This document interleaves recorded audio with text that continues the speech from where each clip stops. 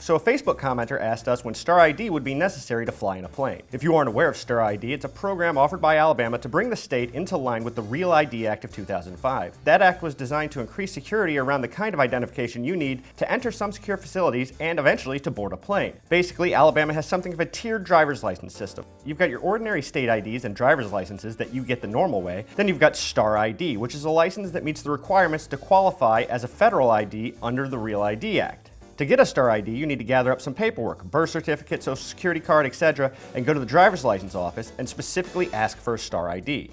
So what do you need a Star ID for? Well, if you don't regularly need to enter military bases or nuclear power facilities, you don't really need to get one right now, but you will eventually need one to board a plane. Now, last week we did a video in which I said folks in Alabama would need a Star ID to board a plane by January of 2018, and that was straight up wrong. The January of 2018 deadline is just for states to start making Real ID compliant licenses. There are some states that have refused to follow the Real ID Act because of concerns over government overreach and data protection, but Alabama is not one of those states. We offer a Real ID license, the Star ID. And because Alabama is in compliance with the law, all Alabama ID will be acceptable for flight in 2018. But you will eventually need to get a Star ID to board a flight, it's just not until October of 2020.